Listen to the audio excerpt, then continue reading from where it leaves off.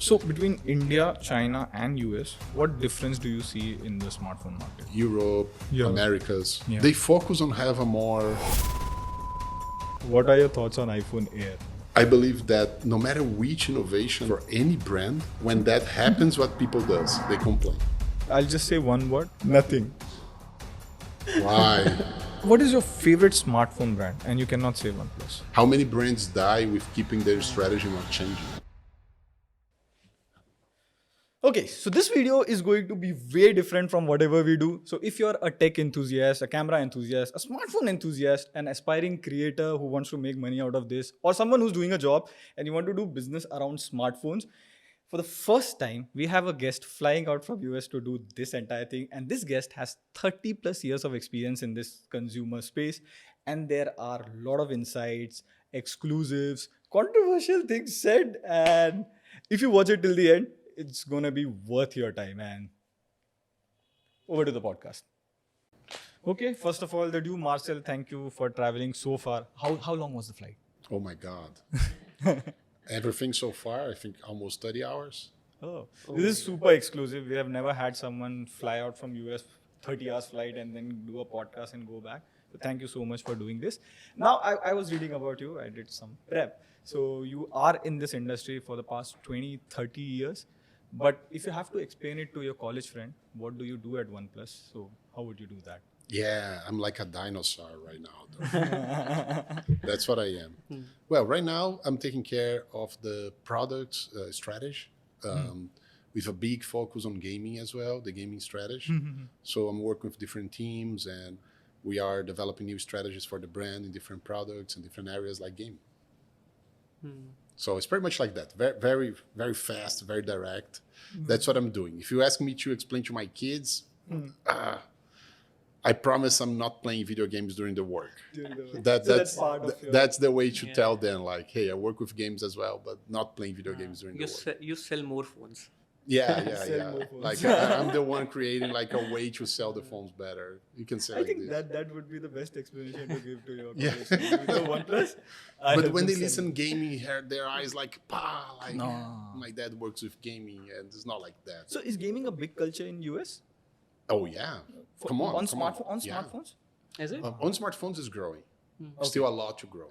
I would say the Western world because they have the consoles first, and there is a culture of console and play on TV and this kind of stuff. So in India, BGMI is huge. Mostly India is prominently the smartphone gaming. In US, console gaming is huge. Now India is primarily smartphone gaming for sure. Number 2 is PC gaming for India. Okay. But far away.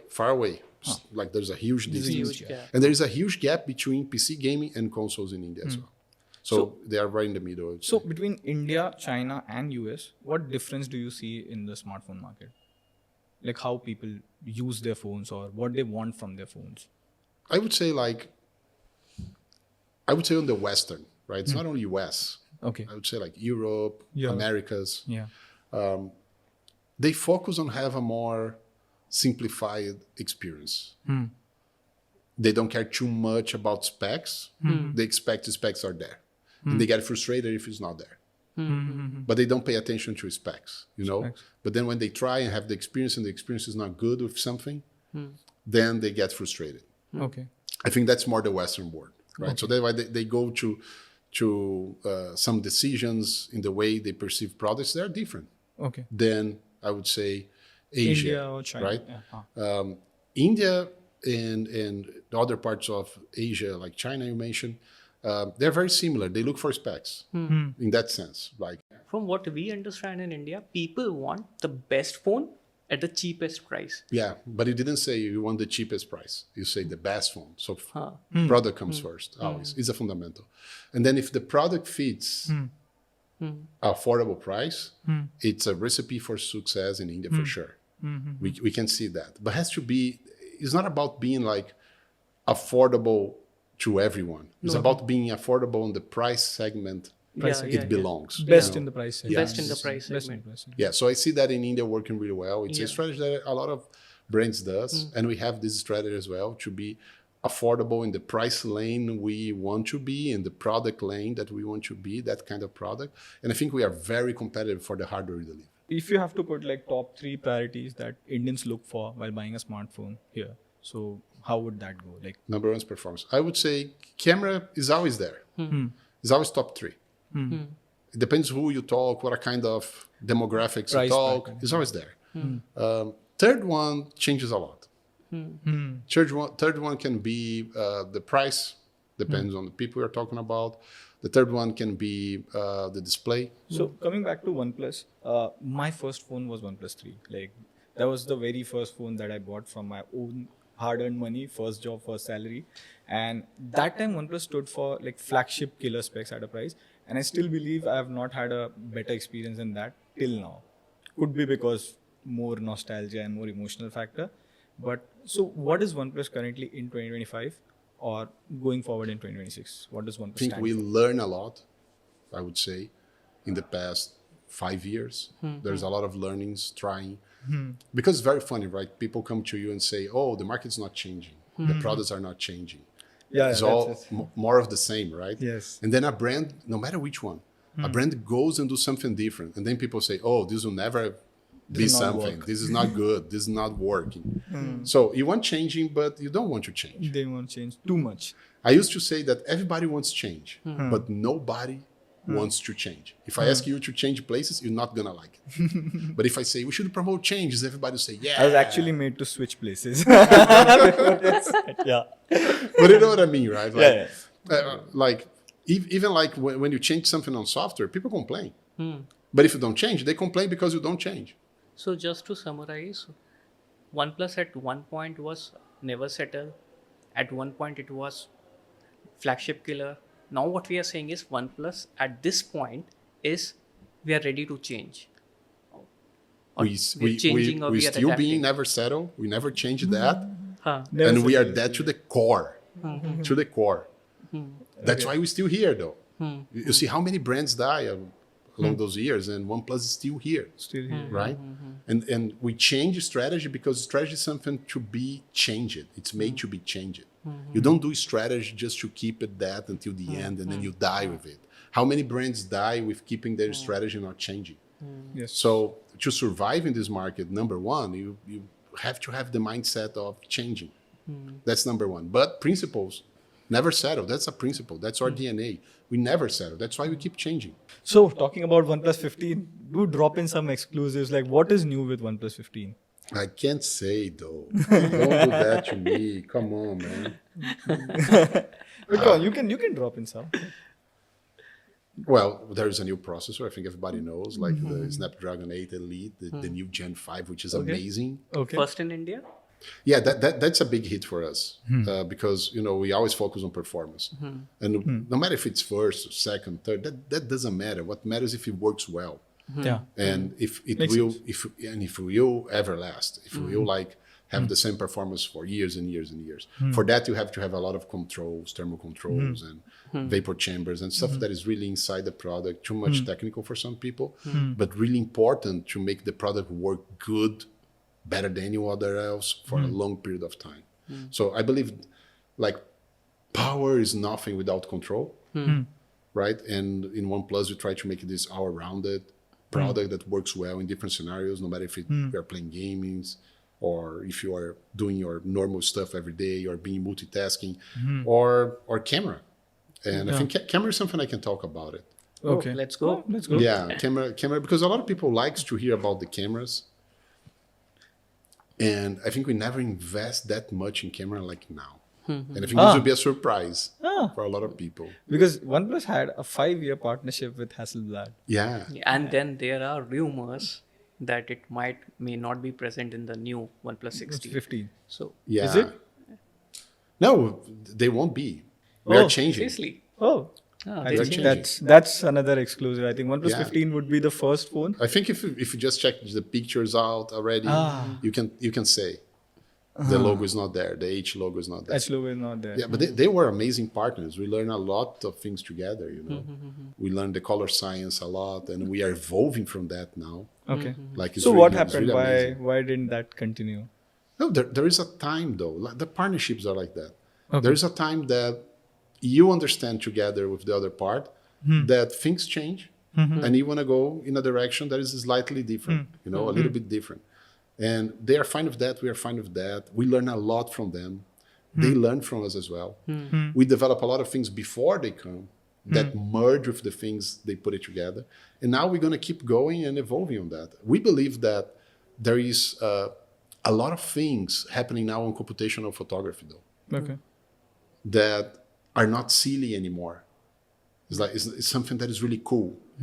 Like we're going to have this, the TailMax engine. I don't know if you heard about it. Okay. So the TailMax engine is like, we put a lot of focus on creating a crisp, very detailed image. Because you notice when someone take picture and they want to check the quality of the picture, what They they do? just They zoom. Zoom in and check. So this Detail Max engine, is this the replacement for not having the Hasselblad, or is this the new strategy? No, I think it's all together. Okay. It's not one because the other. It's all together. Like, hey, we figured that computational photography now is really mature. And we can evolve that a lot. So that means that if I don't evolve only the hardware, but I focus more on the software and the computational side of it, like machine learning, AI, whatever you call it, and use it properly, not to distort the reality, but to make the reality more detailed, more vivid. That's what we're looking for, that clarity. Then you have something special. Okay. It's not about just like removing someone from the picture, which is cool, but how you make that picture better with all this power from a new processor, like the Snapdragon 8 Elite Gen 5, which is amazing. This is only going to work on the phones that have the latest processor, or will it also work on the older OnePlus? To reach the full capacity, it must be on the new one, because this new processor is a huge leap in performance. Okay. And the things that we can do with this processor, we cannot do with this SoC, right? That's the right name. Not only processor, but it's everything combined. What we can do with this SoC, we cannot do with the previous ones. Okay. So Because imaging, it's quite demanding. Imaging, it takes a lot of processing. Put a phone to record 8K for 5 minutes. You're going to see how demanding it is for the battery, for the SoC itself, for the camera module itself. For the cooling stuff and all of that. So it is quite challenging. If you want to do it right, it is quite challenging. How about this? Like, there are rumors already on the internet that how big are the sensors? Are they bigger from the previous time, or are they getting smaller? What? Camera sensors. Yeah, camera sensors. That on doesn't the matter 1+50. anymore. Oh. why not? Oh. It's changing. Okay. It's changing. It's not about the size of the sensor anymore. It's about how can you use the right sensor that will take advantage of everything you want to do with that sensor. If you put now, let's say, 200 megapixel sensor, do you think 200 megapixel sensor is the best sensor just because there is more megapixels? Sure not. No. Right? Depends on how they market it. Yeah, in the same way, we can have like a huge sensor with 10 megapixel. No. You're going to be happy? No, I think that will not have that. Yeah, many so details. there is a balance, right? True. But there is a balance as well on which sensor you select with your algorithm. So if you're using certain algorithms, you want the picture more clear in some parts. A different technique of using the different pixels inside the camera sensor itself and the different technologies they have available. So when it comes to select the sensor now, is about how the sensor will work with my algorithm. That's in first place. It's not about the size of the sensor anymore. It's not about like how much light it can capture. Those things are still important. Those are features, right? Yeah. But they should be working together in synergy with the algorithm we have. Because we believe that's the way to evolve. And if we focus on that, we can improve our cameras along the time. So help me understand, like I'm a 5-year-old, what does the new change in sensor and the processing is actually, how does it actually work? Like how does Detail Max works? Imagine like if you put it together, two pictures, one over the other, and you let the algorithm decide which pixel of those two is the right one. Oh. Which one has more clarity? Which one has more light? And if those two pictures, they give you a sense of reality. Because when you put those two together, they are not generated by AI. So the algorithm behind will try to fuse them. and make sure what you got is an ultra detailed picture, but from reality. Okay. And I think that's the beauty of it. Because nobody's doing like this right now. They use a lot of machine learning and AI to create something over. When you remove someone from the picture, it's amazing. I took a picture the other day, dude. And one of my kids was like hugging with me. And then half of my kid disappeared on the picture. And it was a perfect picture. And I use AI to Extend it. it remake my kids. Oh my God. But it creates from out of the blue, right? Yeah. It create like out of nothing. That's not what we are talking here. We're talking here how we make a picture realistic, but with more definition, with more detail, with more clarity, using computational photography. So it's not creating new pixels that doesn't exist. It's analyzing the current pixels that exist in the pictures that we have, and then we fuse the best ones, and then you have the best result in terms of clarity and detail. So I think we went from megapixel war, like 12 megapixel to 108 to 200. And then that war ended. Companies somewhere settled down on 50 megapixel. And then we went from sensor size, like big 1-inch sensor, and now everyone's coming back to shorter sensor. So what is the trend that is going to be forward with cameras, smartphone cameras? I think we're going to have a big shift happening now. Okay. For some markets, if you say the number of megapixels, some people that is really, how can I say, very superficial on tech stuff. They may look at 200 megapixels and say, yeah, this is a lot. Yeah. And it is, it's a number, right? It's an index for a lot of people. But doesn't tell the whole story, right? We all know that. I think the most important now, the trend we're going to see is it's not about the most expensive sensor. It's about a lot of things you have to consider in between, like the camera bump. So, You can have like 1-inch sensor, right? The holy grail The camera of bump is cameras, getting bigger right? and One bigger. inch sensor, yeah. But then what's going to be the size of that bump, man? it's gotten as big as the camera, as big as the phone. Like the camera bump is equal to the size of Yeah. So is that what you're looking for? Is that what people are looking for? That's not what we hear in our community. Okay. So you have to find a balance for that. How are we going to solve that? How are we going to solve that problem? How are you going to solve the out of balance on the top of the phone with the rest of the phone if you are just putting more and more hardware over there that make it bigger, to the point that you hold the phone and the phone will drop from the other side? It almost feels like a camera. Yeah, right. Yeah. So you start to have this kind of situations, right? And there's a lot of solutions we found with computational photography right now that can be better than the best possible sensor you have. And this can help us to create products that are thinner, less bumpers, and we can take advantage of space. If you have more room, like smartphones, you fight for the room. Each engineer team, they fight for the room inside. So the guy that wants to are doing the sound, the speakers, he wants to have the best possible speakers in a phone. But that occupies space, right, inside the phone. So they battle. So there's another guy saying, no, the most important is the vapor chamber. Because the vapor chamber will make everything cool. And then they battle inside. The only one that doesn't battle is the antenna guy. The antenna guy tell everybody else to shut up. Because if the antenna doesn't work well, you feel right away. So what we are saying is computational photography is the solution to the bigger camera bump. Is that it? Right now it is. Right now. So why right now the time of computational photography has come? Is it because of the Because AI? it's mature. Okay. It's finally mature. Is it because of AI? Definitely. Things are evolving too fast with AI. You use AI to train AI. That's how you make AI faster.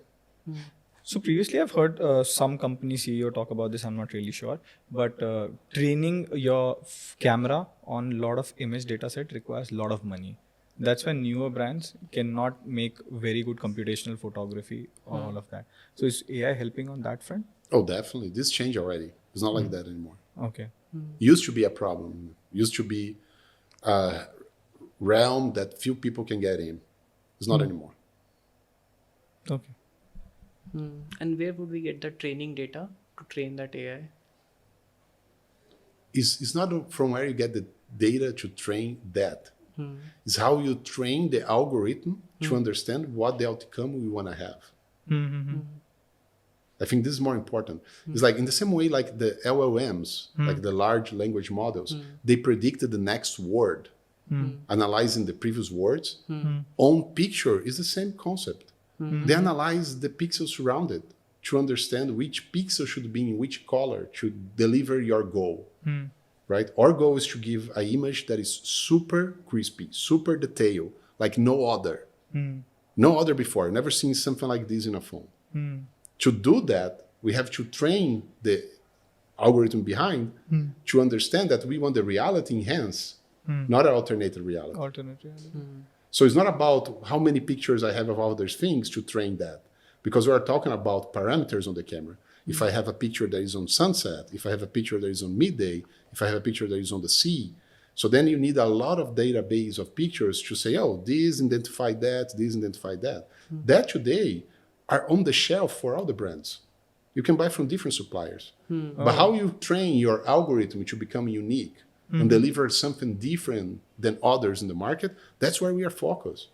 And that's where people are going to see a lot of things with the Detail Max engine, though. It's going to be super cool. So this Detail Max engine, does it work on daylight, or does it only work on daylight, or it will also work in daylight, sunset, or night? Right now, we are focusing to work in daylight by the nature of the algorithm itself. But we are doing some improvements for other areas with the low light condition. So even the snapshot feature that I mentioned that we have in 13, it works at night and it's cool. And we are improving that for the new generation because we have more processing power available for the Snapdragon, right? Luckily, you're going to be the first one. If you're not, it's fine. It's going to be the best working one. Best Snapdragon 885. So this would be a very philosophical question. So I was trying out Sora 2 today, and I could just give a photo of me in it, and then I had a get ready with me reel created. Like I didn't have to do anything. And there was a popular trend in India where people are using Gemini, Nano Banana to get their traditional photos, sari photos, and all of that. So with that, what do you think about what is a photo like from OnePlus perspective? What is a photo? Yeah. Now anything can be regenerated, recreated, changed with the user AI. So where does it stop? Yeah, I think it's reality. Be closest as possible to reality. Enhance the reality for us doesn't mean change it. Means show more of the reality as it is. Because that will be the differentiator. You see, all the AI models, they have generative stuff. True. And they're getting better and better in each generation. And you are seeing like in 1 year, 2 or 3 generations sometimes of one AI specifically or other. You can mention whatever you want. You're going to see that happening. So they're training super fast, right? So what we are looking for is, okay, you can keep training on generative. This is cool. That there is a huge market for that. People love it. But I also think people love it to have real pictures, though. They need some assistance to make the picture better, for sure.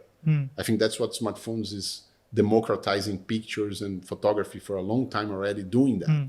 So another popular thing is, since you are removing Hasselblad from OnePlus 15, I read a lot on the OnePlus community page. What about the expand mode? Will it be there? Yeah, cool question. You know shit, huh?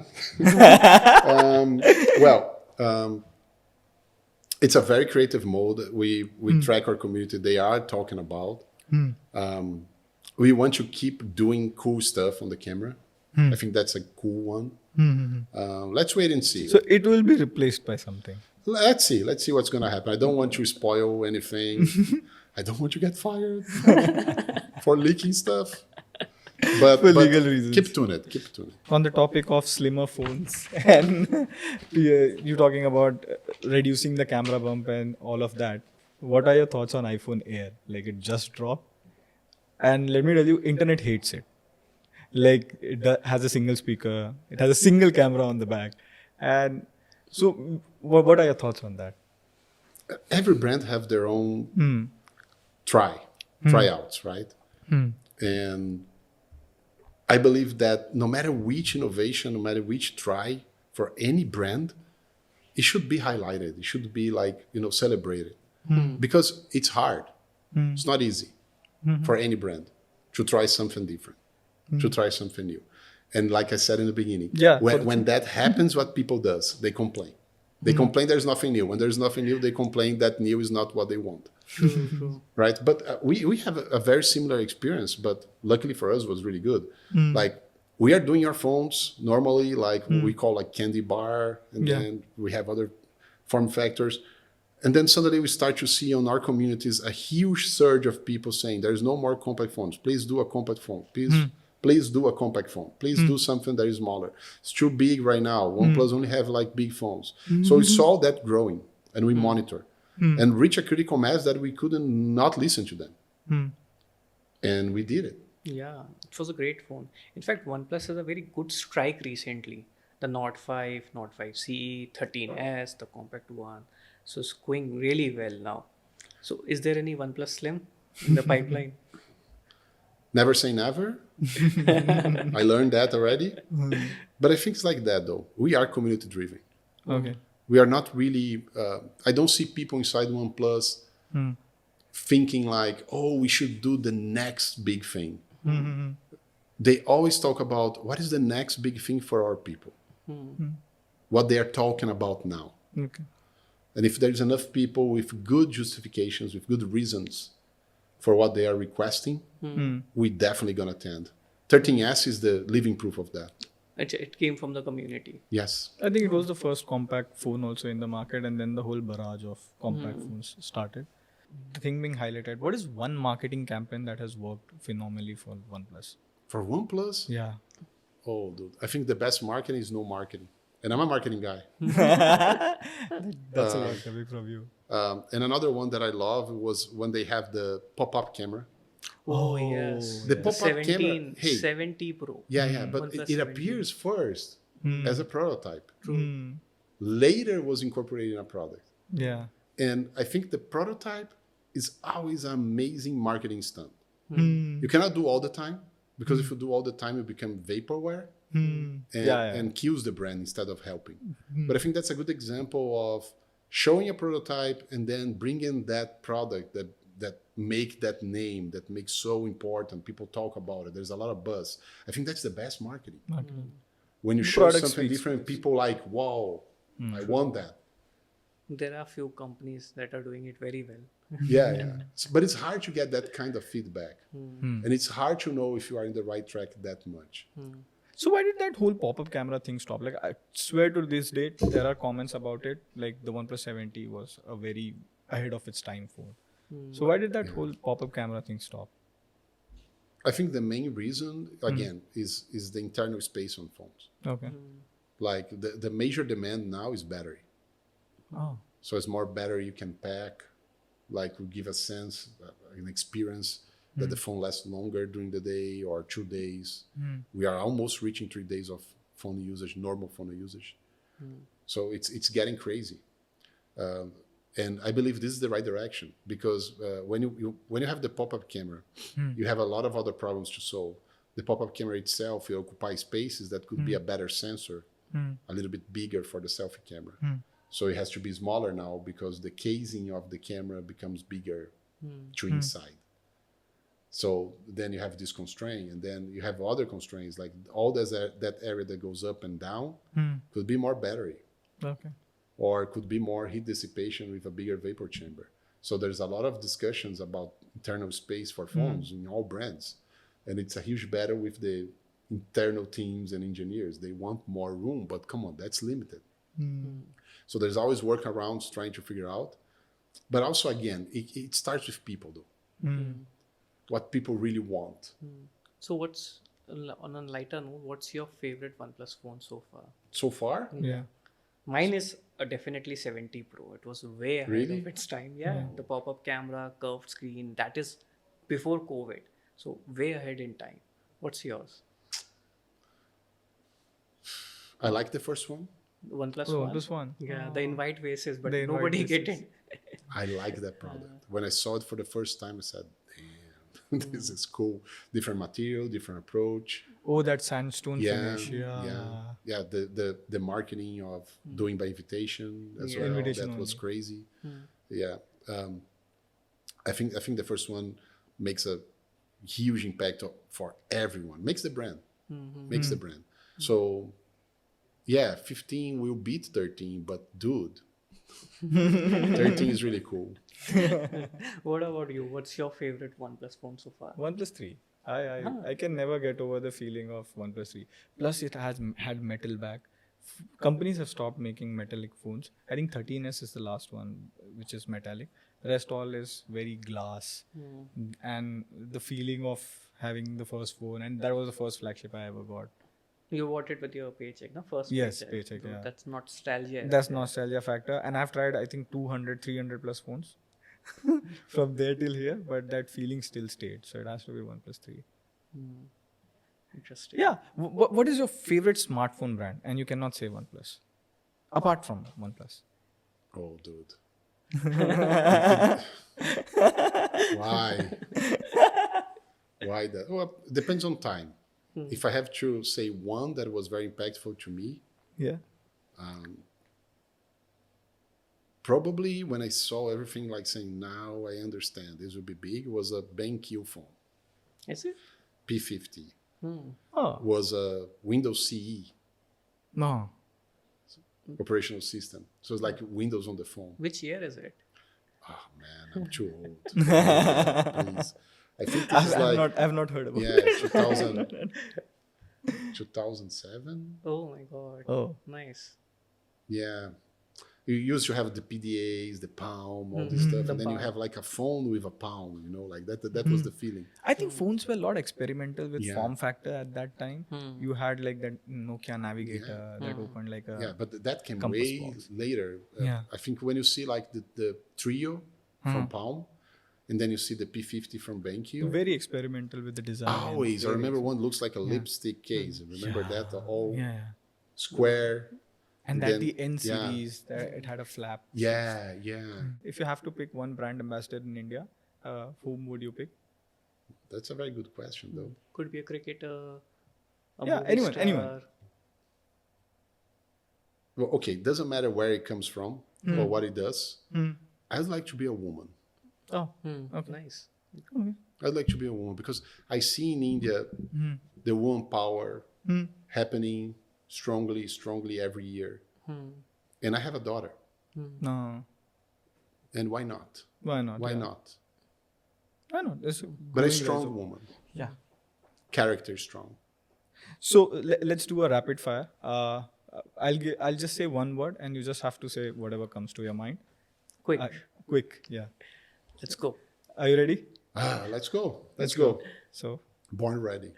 born ready. OnePlus. My job. Okay, nice. Camera. The Tail Max. No, that's nice. Flagship. 15 is coming. 15 is coming. Okay. Best smartphone. 13. OnePlus 13. YouTube. YouTube. Yeah. My channel. Nothing. Else. That was a nice one. That was a nice one. So thank you, Marcel, for traveling out and taking out the time to this camera. Whatever you felt about this podcast, only good things. No criticism. Say whatever I want Yeah, whatever you felt about this about podcast. this Yeah, podcast. yeah. What was your experience? Everything. They're very honest. So that was a little problem. And I think we solved it. So if something added, it's because I asked it for. Also, guys, subscribe to Marcel channel. And people from Brazil who is watching, subscribe TechWiser. It's in English. You are not understand what I'm saying. And you guys from India that goes to my channel is everything in Portuguese. So you also won't understand a word, but you are all welcome. Thank you so much.